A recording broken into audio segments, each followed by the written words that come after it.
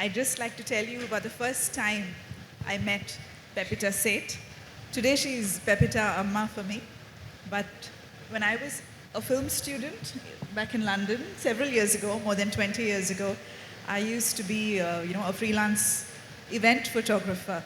And at one of those events with a lot of Indians, I had composed my frame, and there was someone I was trying to photograph, and suddenly this beautiful lady just entered that frame, and she was standing there in a mundum neriyadu with a sindura pottu and mullapoo and everything, and I was shocked to see this person. I mean, who is this? And I lost interest in the other person on my frame and took her pictures instead.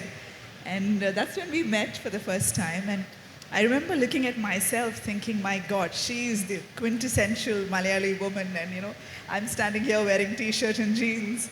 Since then, from that day, I've been very curious about her mind, her creative process, and the fabulous work that she's put out through these years.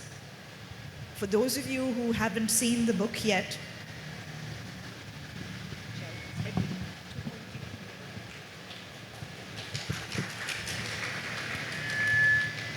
so how heavy is that? Now what? Now what I have to speak?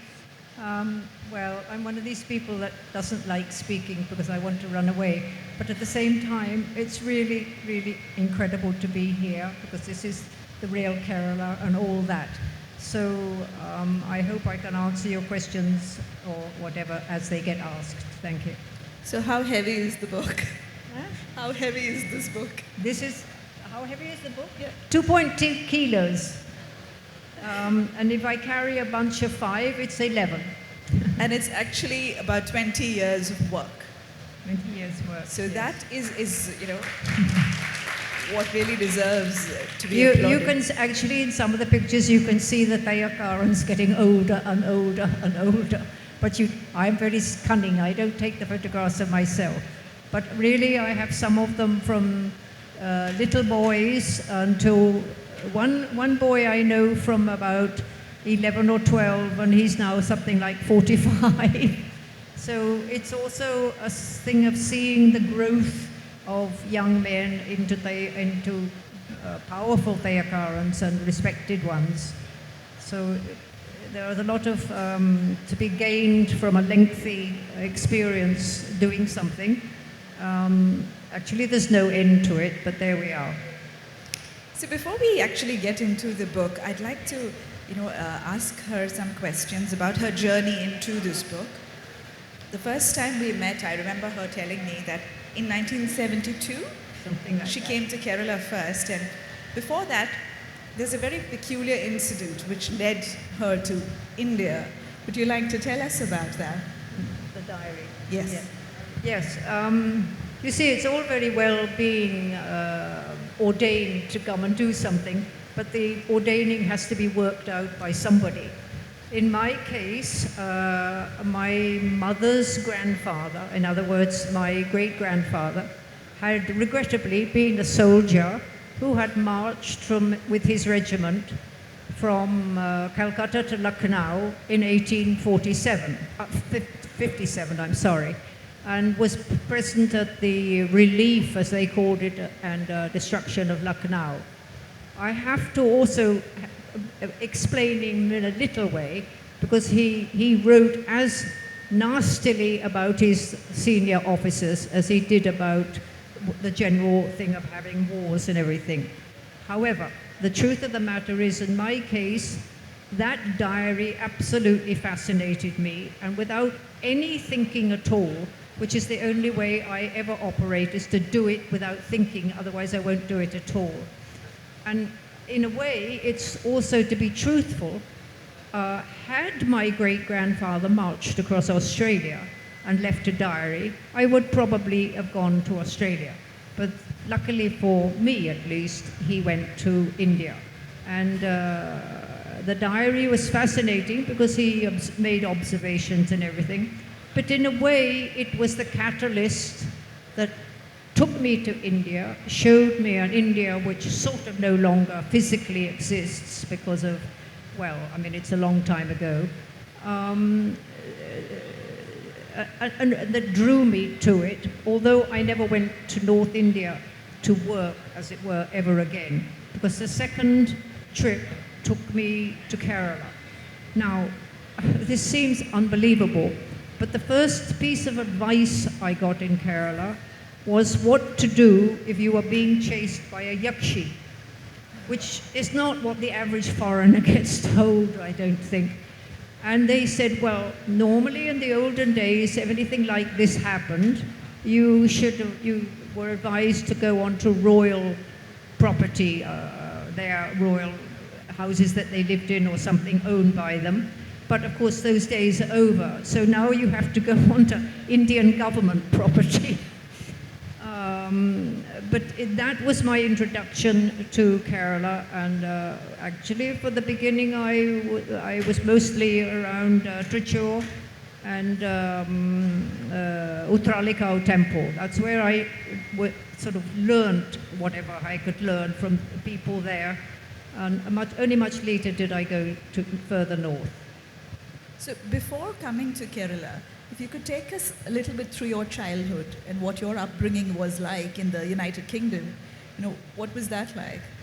Yes, well, because of my quite vast age, I grew up I was born whilst the war, I was born in 1942. So by the time the war had finished, Britain was an absolutely spent force. There was nothing. There's also nothing there now, but in between it changed.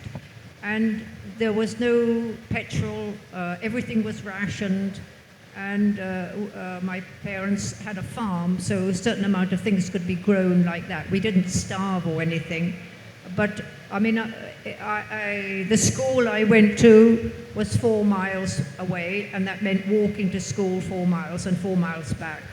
And, one got used to all this. But what made a huge difference to myself and how my life went forward. Now, my parents were the equivalent, I suppose, of, people that you get all over the world who have land and get other people to deal with it. So that was the same in the place where I grew up. My brother, being a boy, was sent away to a very expensive public school, but the girl didn't need to be educated.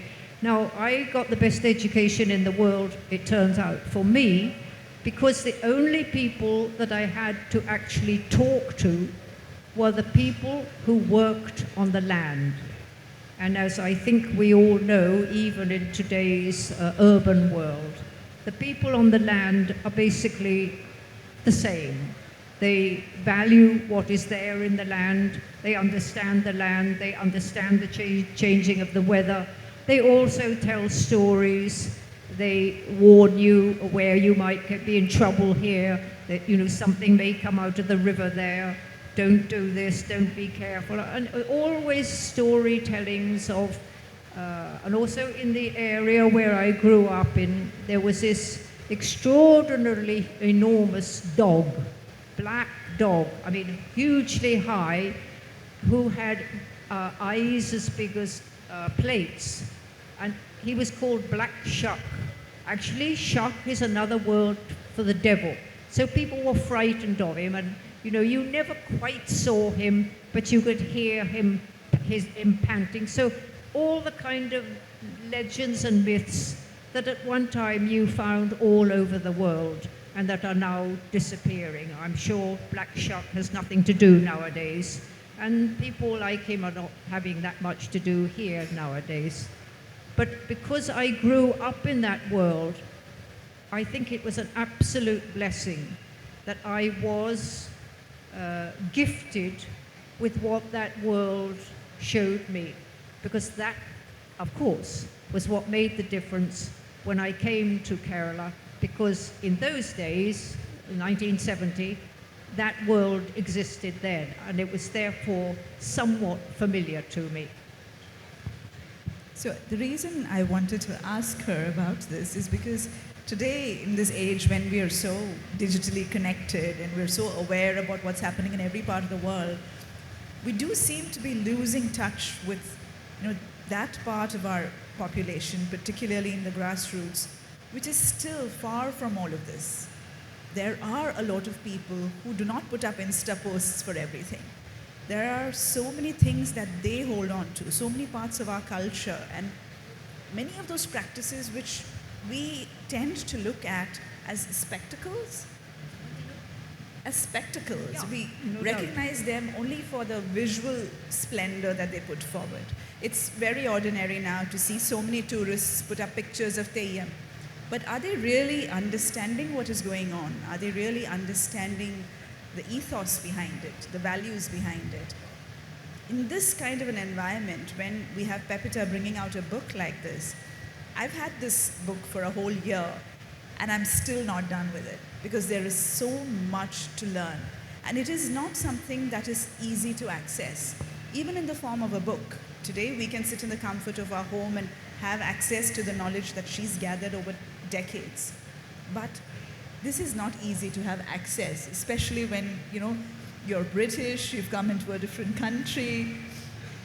What gives you that access into this world?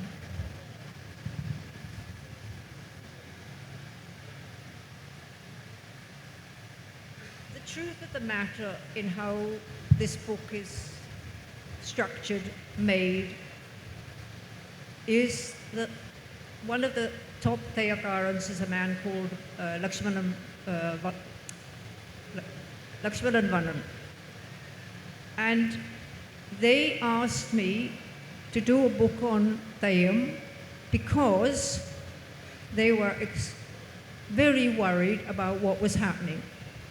I mean, he would get very angry if you referred to Theyyam as a performance, a dance, anything like that, because actually it is a ritual.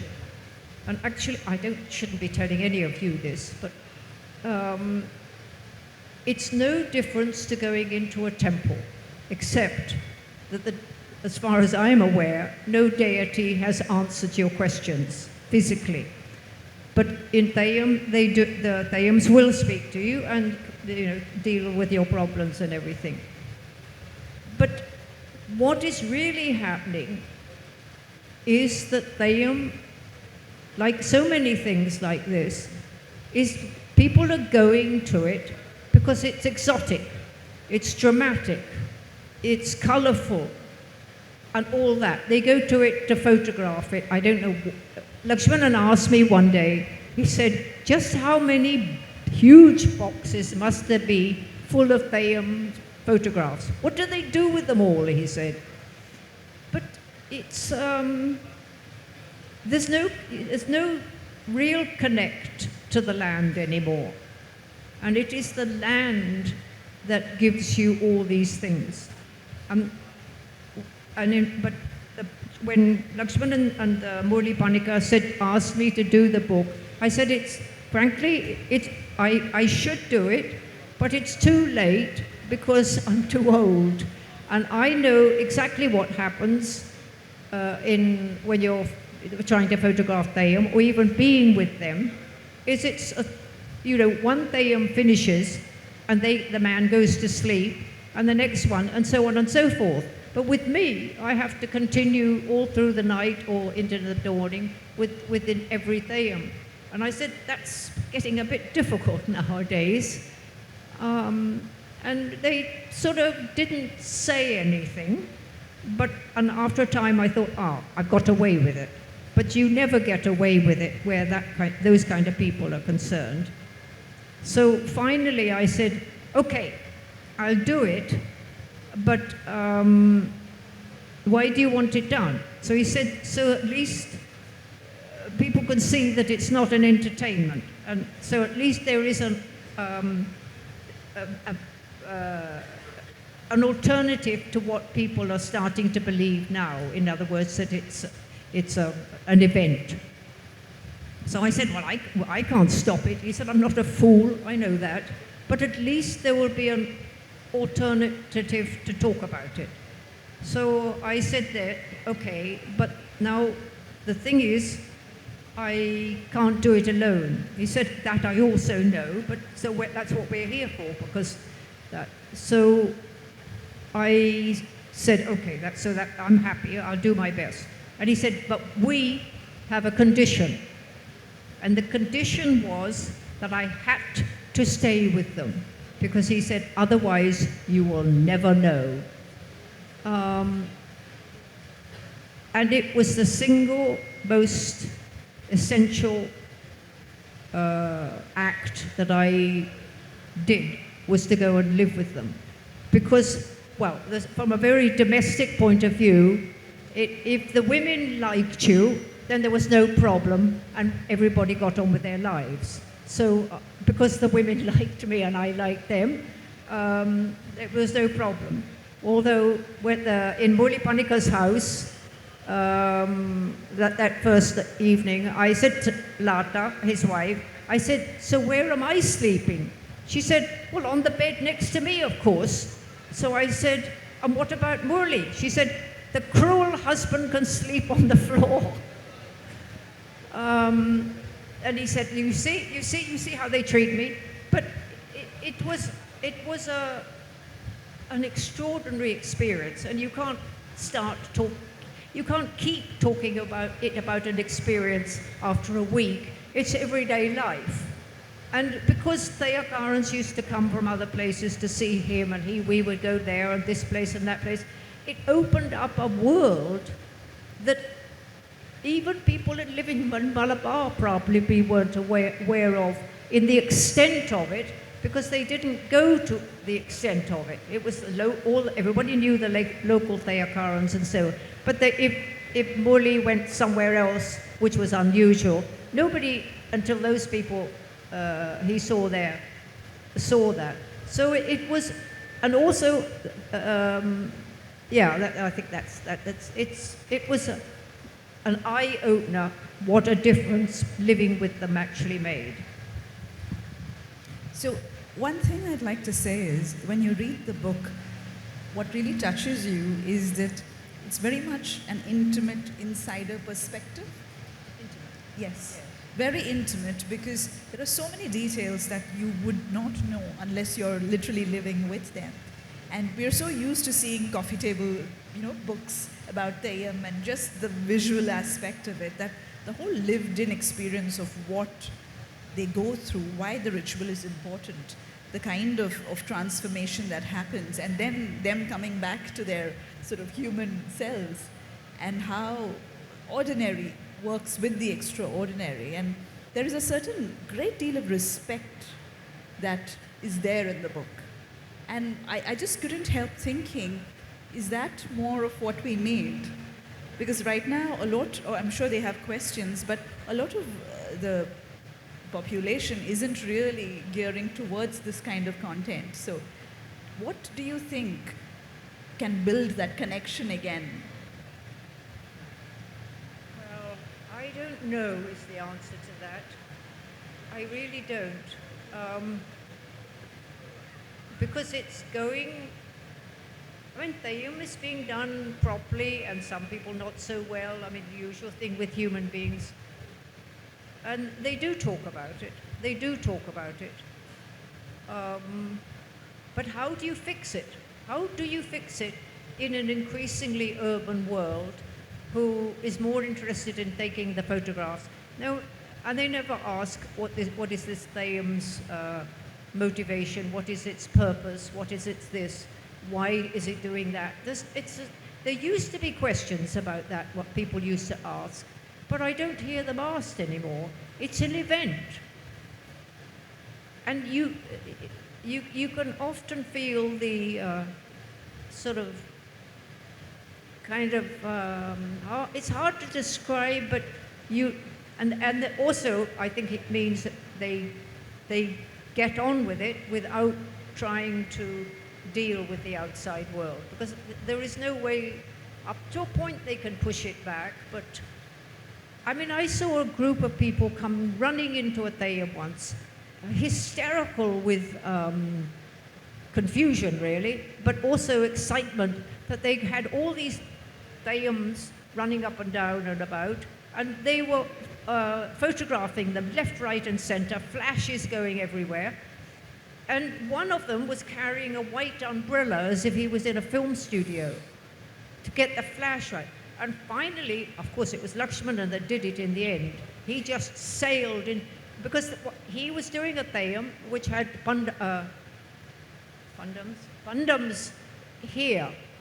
So as you run forward, of course, the fire comes back in his face. But if he stops very suddenly, it goes shum, and that's how you deal with it.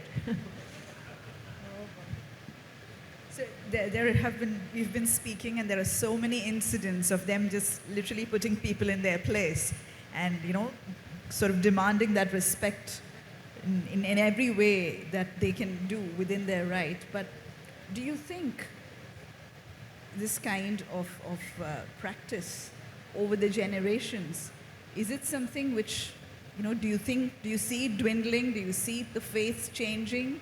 Or is it just as strong? It's very difficult to answer that kind of question.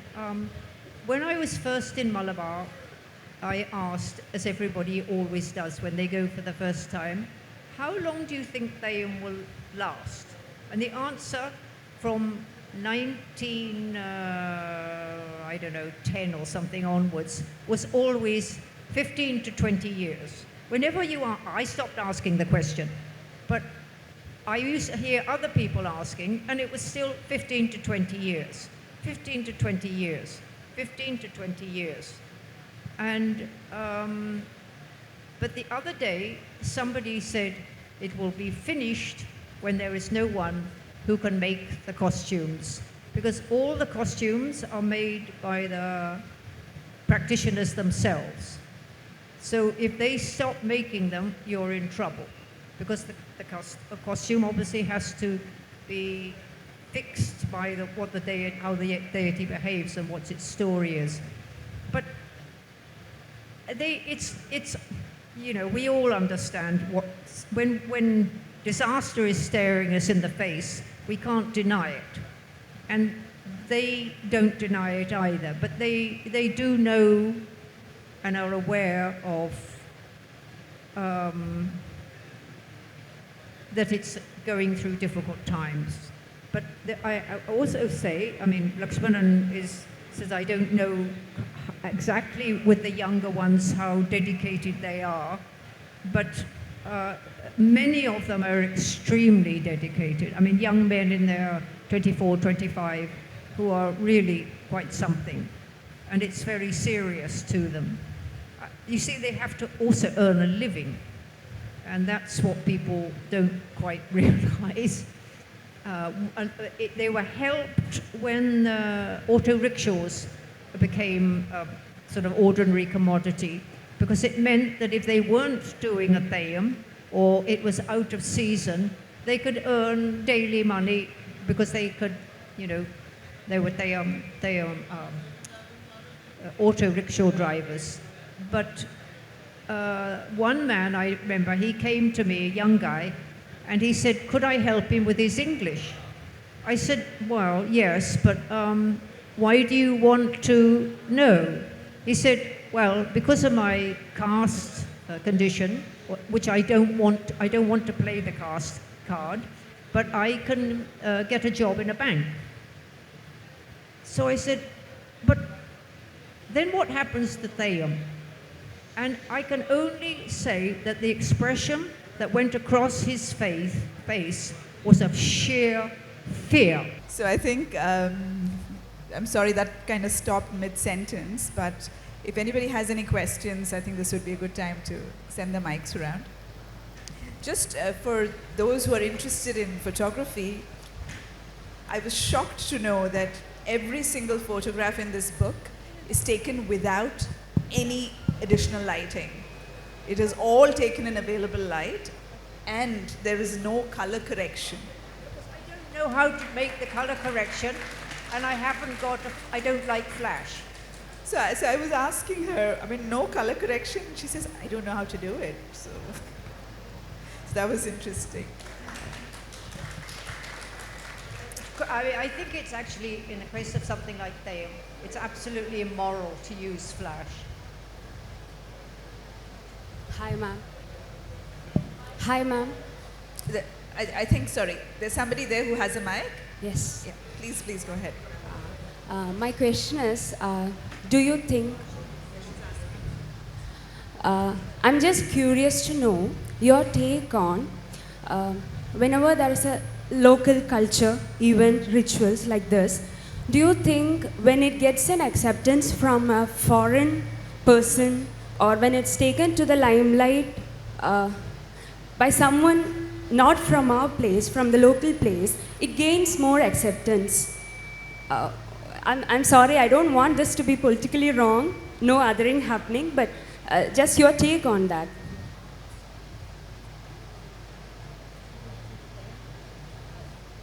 Thank you. Well, yes, I mean, I'm not a Malayali by birth or anything. I mean, this is a loaded question and a loaded answer, as they say, but, you know, I'll tell you, no, with the Theyyam people, no allowances were made.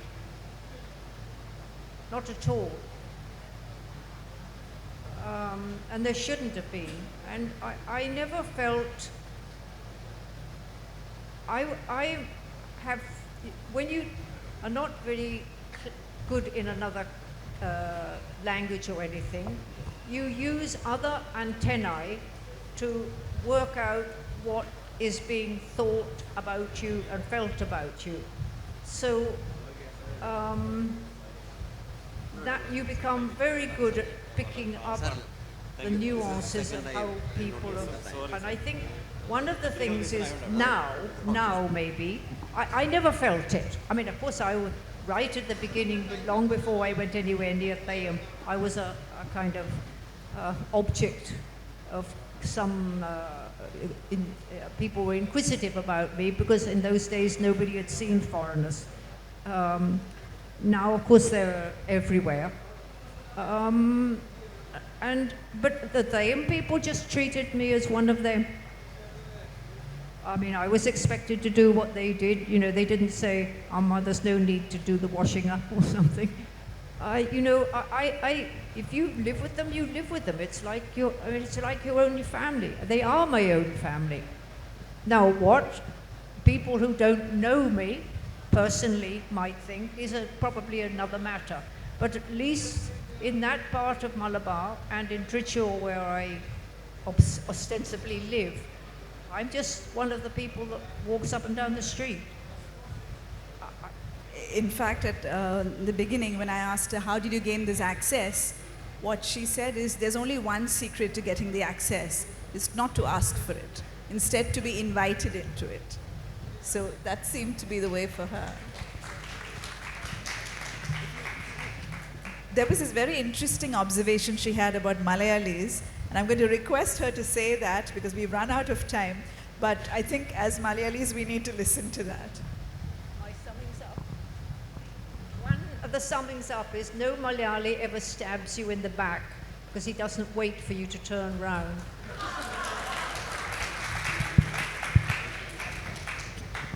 So with that, thank you so much, Pepita Ma. But I love them. Thank you, ma'am. Thank you, Miss Pepita Seth, Miss Anjali Menon.